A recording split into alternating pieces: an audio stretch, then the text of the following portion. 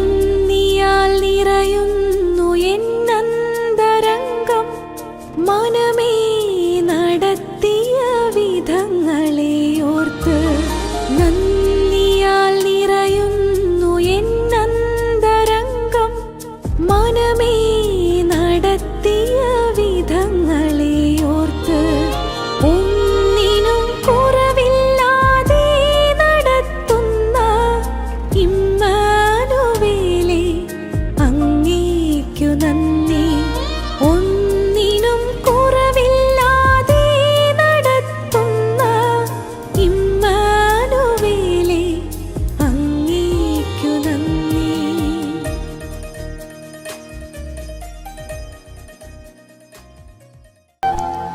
ദൈവത്തിൻ്റെ അതിപരിശുദ്ധമായ നാമം വാഴ്ത്തപ്പെടുമാറാകട്ടെ.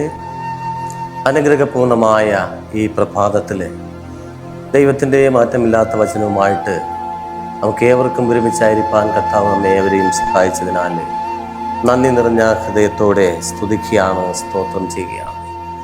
ഇന്ന് പ്രഭാതത്തിൽ ചിന്തയ്ക്ക് ആധാരമായ വാക്യം ഉൽപ്പത്തി പുസ്തകം 1:3 വാക്യമാണ്.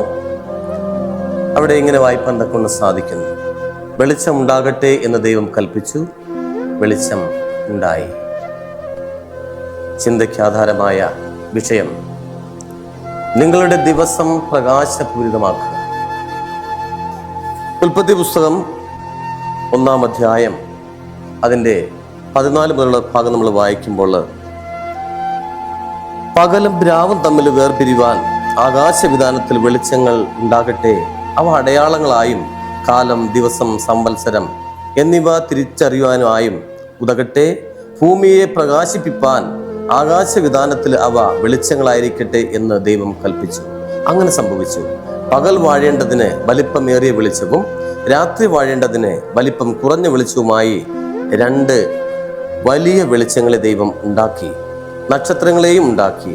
ഭൂമിയെ പ്രകാശിപ്പാനും പകലും രാത്രിയും വാഴുവാനും വെളിച്ചത്തെയും ഇരുളിനെയും തമ്മിൽ വേർപിരിപ്പാനുമായി ദൈവം അവയെ ആകാശ വിധാനത്തിൽ നിർത്തി എന്ന് ദൈവത്തിൻ്റെ വചനം നമ്മെ പഠിപ്പിക്കുന്നു. പ്രിയമുള്ളവരെ, യോഹന്നാന്റെ സുവിശേഷം 1-ാം അധ്യായം അതിൻ്റെ 4-ഉം 5-ഉം വാക്യം വായിക്കുമ്പോൾ ഇങ്ങനെ വായിപ്പാൻ തക്ക സാധിക്കുന്നു: സകലവും അവൻ മുഖാന്തരം ഉളവായി, ഉളവായതൊന്നും അവനെ കൂടാതെ ഉളവായതല്ല. അവനിൽ ജീവൻ ഉണ്ടായിരുന്നു, ജീവൻ മനുഷ്യരുടെ വെളിച്ചം ആയിരുന്നു. വെളിച്ചം ഇരുളിനെ പ്രകാശിപ്പിക്കുന്നു, ഇരുളോ അതിനെ പിടിച്ചടക്കിയില്ല. അപ്പോൾ എല്ലാം മനുഷ്യന് വേണ്ടിയാണ് ദൈവം സൃഷ്ടിച്ചതെന്ന് നമുക്കിവിടെ കാണുവാൻ തക്കുന്ന സാധിക്കും. അപ്പോൾ എന്തിനു വേണ്ടിയാണ് ഇവയൊക്കെ ദൈവം സൃഷ്ടിച്ചിരിക്കുന്നത്? സൂര്യപ്രകാശം നൽകുന്ന ഗുണങ്ങളെക്കുറിച്ച് ചൈനയിലെ ശാസ്ത്രജ്ഞർ എലികളിൽ പരീക്ഷണം നടത്തി. 30 മിനിറ്റ് സൂര്യപ്രകാശം അനുഭവിക്കാത്ത എലികളെ അപേക്ഷിച്ച് സൂര്യപ്രകാശം ലഭിച്ച എലികൾക്ക് ഓർമ്മയും ചാലക പ്രവർത്തനവും വർദ്ധിച്ചതായി അവർ കണ്ടെത്തി. സമാനമായ പ്രത്യാഘാതങ്ങൾ മനുഷ്യരിലും ഉണ്ടാകുമെന്നാണ് ഈ പഠനം പ്രതീക്ഷിക്കുന്നത്. ഭൂമിയിൽ ദൈവം വെളിച്ചമുണ്ടാക്കിയത് ഈ ഗ്രഹത്തിലെ ജീവനെ സംരക്ഷിക്കുന്നതിൽ വെളിച്ചം ഒരു പ്രധാന പങ്ക് വഹിക്കുന്നു എന്ന് പറയപ്പെടുന്നു. ബൈബിളിലെ മറ്റു ചില സ്ഥലങ്ങളിൽ വെളിച്ചത്തെ ജീവിതവുമായി നേരിട്ട് ബന്ധിപ്പിച്ചിരിക്കുന്നു. പ്രകാശത്തെ മരണത്തിൽ നിന്നുള്ളതായ രക്ഷയുമായി ബന്ധിപ്പിച്ചുകൊണ്ട് സങ്കീർത്തനക്കാരൻ ഇങ്ങനെ പറയുന്നു: ഞാൻ ദൈവത്തിന് മുമ്പാകെ ജീവന്റെ പ്രകാശത്തിൽ നടക്കേണ്ടതിന് നീ എൻ്റെ പ്രാണനെ മരണത്തിൽ നിന്നും എൻ്റെ കാലുകളെ ഇടർച്ചയിൽ നിന്നും വിടുവിച്ചുവല്ലോ എന്ന് പറയുന്നു. അപ്പോൾ പ്രകാശത്തിന്റെ സുഖകരമായ അനുഭവത്തെക്കുറിച്ച് ശലോമോൻ സംസാരിച്ചു. പ്രകാശം സന്തോഷവുമായി ബന്ധപ്പെട്ടിരിക്കുന്നുവെന്ന് കാണിക്കുന്നു. പ്രകാശം സന്തോഷവുമായി ബന്ധപ്പെട്ടിരിക്കുന്നുവെന്ന് കാണിക്കുന്നു. വെളിച്ചം മനോഹരവും സൂര്യനെ കാണുന്നത് കണ്ണിന് ഇമ്പവുമാകുന്നു എന്ന് സഭാപ്രസംഗി 11:7 വ്യക്തമായി പ്രതിപാദിച്ചിരിക്കുകയാണ്.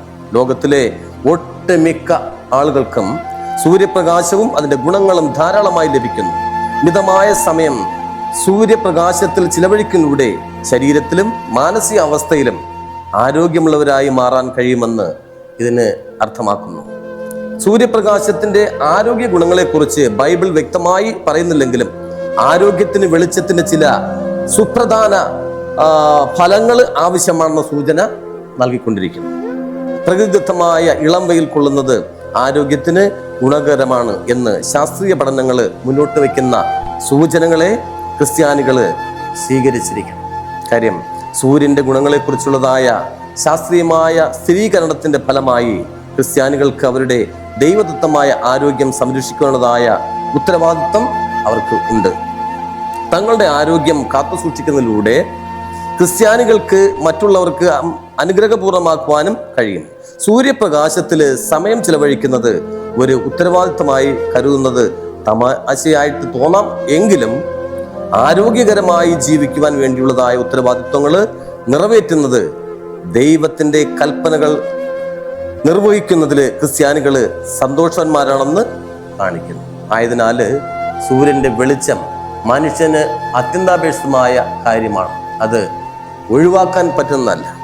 എന്നാൽ ദൈവത്തിന്റെ വചനം യെശയ്യാ പ്രവാചകന്റെ പുസ്തകം ഇങ്ങനെ പറയുന്നു. 30:26 വാക്യം വായിക്കുമ്പോൾ അവിടെ ഇങ്ങനെയാണ് പറയുന്നത്: യഹോവ തന്റെ ജനത്തിന്റെ മുറിവ് കിട്ടുകയും അവരുടെ അടിപ്പിണർ പൊറുപ്പിക്കുകയും ചെയ്യുന്ന നാളില് ചന്ദ്രന്റെ പ്രകാശം സൂര്യന്റെ പ്രകാശം പോലെ ആകും. ചന്ദ്രന്റെ പ്രകാശം സൂര്യന്റെ പ്രകാശം പോലെയാകും. സൂര്യന്റെ പ്രകാശം 7 പകലിന്റെ പ്രകാശം പോലെ 7 ഇരട്ടിയായിരിക്കുമെന്ന് ദൈവത്തിന്റെ വചനം നമ്മെ പഠിപ്പിക്കുക. പ്രിയമുള്ള ദൈവജനമേ, എന്നാൽ സൂര്യന്റെയും ചന്ദ്രന്റെയും പ്രകാശം വേണ്ടാത്തതായ ഒരു കാലം ദൈവം നമുക്ക് അനുവദിച്ച് നൽകിയിരിക്കുകയാണ്. വെളിപ്പാട് പുസ്തകം നമ്മൾ 22-ാം അധ്യായം നമ്മൾ വായിക്കുമ്പോൾ അവിടെ 22-5 ഭാഗം പറയുന്നത് അവിടെ നമുക്ക് സൂര്യന്റെയും ചന്ദ്രന്റെയും വെളിച്ചത്തിന്റെ ആവശ്യമില്ല. ഇവിടെ പറയുന്നത് ഇനി രാത്രി ഉണ്ടാകുകയില്ല. ദൈവമായ കർത്താവ് അവരുടെ മേൽ പ്രകാശിക്കുന്നുകൊണ്ട് വിളക്കിന്റെ വെളിച്ചമോ സൂര്യന്റെ വെളിച്ചമോ അവർക്ക് ആവശ്യമില്ല എന്ന് ദൈവത്തിന്റെ വചനം പറയുകയാണ്. ആ സമയം നമുക്ക് പ്രകാശം വരുന്നത് കർത്താവായ യേശു ക്രിസ്തു നമ്മളിൽ എന്ത് ചെയ്യുന്നു? വസിക്കുന്നു. ആ കർത്താവായ യേശു ക്രിസ്തു നമ്മളിൽ വസിക്കുമ്പോൾ നമ്മൾ പ്രകാശമുള്ളവരായിട്ട് എന്ത് ചെയ്യുന്നു? മാറുന്നു. ആയതിനാല് നാം പ്രകാശമുള്ളവരായി ഈ ലോകത്തിൽ ജീവിപ്പാൻ ഇടയായിത്തീരുന്നു. അപ്പോൾ ഇവിടെ നമ്മുടെ ചിന്തയ്ക്ക് ആധാരമായ വിഷയം നിങ്ങളുടെ ദിവസം പ്രകാശപൂരിതമാക്കുക. അങ്ങനെ കർത്താവായ യേശു ക്രിസ്തു നമ്മളിൽ വസിക്കുമ്പോൾ നമ്മുടെ ഓരോ ദിവസവും പ്രകാശപൂരിതമാക്കി തീർക്കുന്ന തക്കവണ്ണം നമുക്ക് സാധിക്കും. അങ്ങനെ തുടർന്നുള്ള നാളുകളിൽ കർത്താവിനെ നമ്മൾ കർത്താവിൽ വസിച്ചുകൊണ്ട് നമ്മൾ പ്രകാശമുള്ളവരായി ജീവിപ്പാൻ തക്കവണ്ണം സ്വർഗത്തിലെ നാഥൻ നിങ്ങളെ സഹായിക്കട്ടെ. ആമേൻ.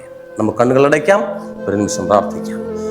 ഞങ്ങളെ അതിവാത്സല്യമായി സ്നേഹിക്കുന്ന ഞങ്ങളുടെ വാഴ്ത്തപ്പെട്ട നല്ല ദൈവമേ, അനുഗ്രഹപൂർണമായി പ്രഭാതത്തിൽ നമുക്കൊരുമിച്ച് ദൈവത്തിന്റെ സന്നിധിയിലായിരിക്കാൻ കർത്താവ് സഹായിച്ചതിനാൽ നന്ദിയോടെ സ്തുതിക്കുന്നു. കർത്താവെ സ്തോത്രം ചെയ്യുന്നു.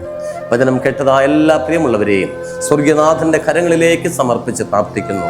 കരുണാമനായ കർത്താവ് എല്ലാവരെയും അനുഗ്രഹിക്കണം, ആശീർവദിക്കുമറങ്ങണമേ എന്ന് പ്രാർത്ഥിക്കുന്നു. അതാ ഈ ലോകം ഞങ്ങൾക്ക് സ്വന്തമല്ല.